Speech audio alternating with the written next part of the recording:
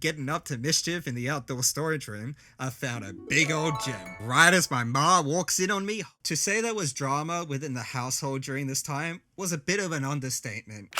Hoi! Dr Damo here. I wanted the next video to be about what is XR and give an introduction to the work I do. Obviously, that means my involvement, which requires spare time that normally doesn't exist. If I combine that with my time abroad, with me leading the charge with the brewmasters at the front lines, it's eaten pretty much all the time that I have. In the pipeline, Steph has been hearing more and more about Damo lore and demanded I share my story. Heh. Honestly, talking about me, I fucking hate it. Let me get back to the tools, please. But I guess you gotta know more about the duffer running the show over at beer. Now, before we get started, couple of things. One, content trigger warning. This isn't Boogie 2988 levels of miserable upbringings, but it's pretty harsh. If you're sensitive to topics such as domestic violence, death, and dark themes, please be prepared as you listen to these episodes. Otherwise, buckle up, and I promise it's gonna be interesting. Second, you're gonna be in for the long haul, even with me breaking things down. I recommend any bathroom breaks or even watch it in small segments. So, we're gonna be going over me from mini Damo to when I became legally capable of making terrible decisions like chugging whole kegs of beer. Now, where am I from? Contrary to my butchered accent that travels much like an Indiana Jones map, I'm actually from Australia, down under, born in South Australia, Adelaide, in 1992. And no, I wasn't born with a headset on my head. Ma and Pa were both immigrants from Greece and Venezuela, respectively. I have siblings too, 2 brothers, one older and one younger, and an older sister from my dad's side of the family, though she was already living by herself by the time I was growing up. Funnily enough, it's actually fresh off the boat, as a baby, that I had my first experience with video games, having played, if banging on a keyboard and babbling counts, an NES controller with The Legend of Zelda.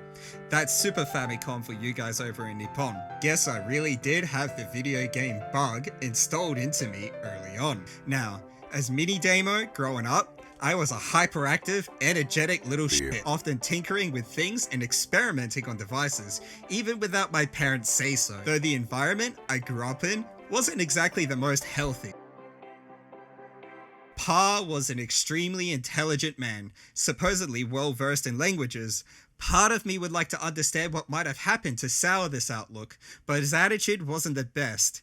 Between near daily verbal and physical abuse, a father who would elect to use anger and violence over love and support, didn't do something right? That's a paddling. Said the wrong thing? You best believe that's a paddling. And that's putting it lightly. And my mum, overworking to put food on the table and controlling or restricting much of my life in her efforts to protect. Not that it stopped me from hopping out and mucking about. Now, just imagine a quite underprivileged household full of ADHD people. Let me tell ya, it ain't pretty. Now myself, as a kid, I was a pretty angry little shit and somewhat unable to express myself properly to my peers. Sometimes I'm still a little too forward and blunt with my expressions. I guess some things never really do change. But there were always plus sides we did share and enjoy. Ma started observing the more that she kept me away from the gadgets and tools, the more I'd misbehave. Our first game console was the SNES, the Super Nintendo, or for those over in Japan, the Super Famicom. Much like the early days, I still remember the look on my ma's face after she spent hours trying to beat one of the levels in Donkey Kong Country, and I picked it up and one-shot it. I personally would say it's a boomer skill issue. Video games became my escape from the nightmare, but from that nightmare, I started to see more. It fascinated me. How does the controller input work? How are the lovely characters drawn on screen? Before I could write paragraphs, I was already thinking and delving into the world of video game design and interaction. And behold, my first time with a computer. At roughly 7 years old, getting up to mischief in the outdoor storage room, I found a big old gem. Ma used to do accounting and had a big old Commodore 64 computer laying around, but I was annoyed when I found it and it didn't turn on. So I opened it up and started poking around with a screwdriver. Now I didn't quite understand this, but it turned out one of the fuses had blown on the motherboard. With the screwdriver, I popped it out, found a similar one laying around the house, popped it back together, and eureka! it turned on. Right as my ma walks in on me holding a screwdriver poking at bare electronics. Just imagine what her reaction would have been like. What are you doing? Cut to about a month later, watching some old TV ads for one of the first Pong machines, and I wondered how it could be replicated. After much cursing, swearing, and carrying on, I figured out the basics of BASIC, a programming language, and managed to get a single square moving around. But sadly, I couldn't finish the project because Pa figured it's nothing but a waste of time and yeeted that Commodore 64 right into the trash. During the primary school years, that's kind of like 7 to 13-year-olds for you Yanks, I did many things. I tried my hand at soccer. There's only one true football, though, and it's Aussie rules footy, you f***ing Euro trash. Turns out, I was pretty good.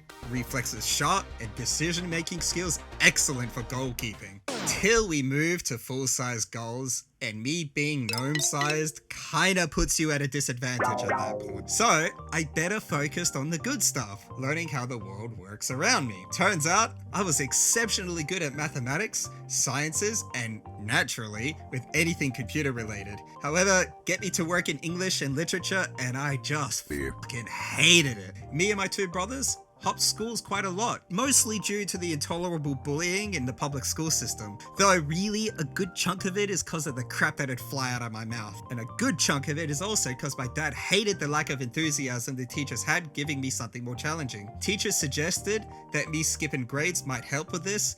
I personally said, and I remember doing this, sounds like a lot of effort and I ain't putting up with it. Though, Ma still invested into my early learning in purchasing a Windows XP machine. Using this machine, I ended up learning more about how computer programming works, spending many hours at the public library reading and searching the internet. Now, for you Zoomers, back then, the internet was a premium expense in Australia, which usually left dial-up as an only option, still expensive down under. So the library really was our only option to access the internet. Mum refused to let us on the internet at home, though I still remember that haunting from that modem. To say there was drama within the household during this time was a bit of an understatement. And it really all came to a head while with a babysitter, my dad let his anger get the better of him, which led to this huge physical assault between dad and my older brother. And this is where I can say, I personally cannot endorse the Child Protective Services. Their questionable decisions led to the separation of my family, which would force Ma and the rest of us to move out with no support whatsoever. You can imagine being a single mom, driving a taxi to support the three of us angry little shits. Wouldn't have been the easiest task. Yet, we paddled on. It wasn't until the senior years of primary school, at the last public school I went to, being a bit more upper class compared to what I was used to, until the teachers identified what my issues were and got together to devise a strategy to help. Believe it or not, they devised some anger management classes. They also hired in a special social worker teacher who would let me play and experiment a little as extra activities outside of the classwork when I'd completed it. This did wonders, and I started learning to cope better with the boredom when I was finished with classwork. I even picked up some extra creative hobbies. One day, I nabbed my older brother's electric guitar and started learning some of the tunes from my old-time favorite game, The Legend of Zelda: Ocarina of Time. Though eventually, it led down the road of me learning to play classical flamenco guitar in collaboration with a local high school. Near the end, our family's financial position became so poor that Mum was forced to move us back in together with our father. And if that wasn't ever the spot to end on a cliffhanger, I personally don't know what would be. So, we covered a lot of my origin story from the day I popped into this world up through the primary school years. I hope that you enjoyed the yarn that was spun, even if it was a summary. Next episode, we'll gloss over my days in high school, which really helped shape who I am. If you enjoyed the content, smack that like, smash that subscribe button, and we have some hidden stuff that won't be shown until we reach 200 subscribers. And if you have questions, hit me up in the comments or head on over to the socials listed in the video description. Until then, see you later.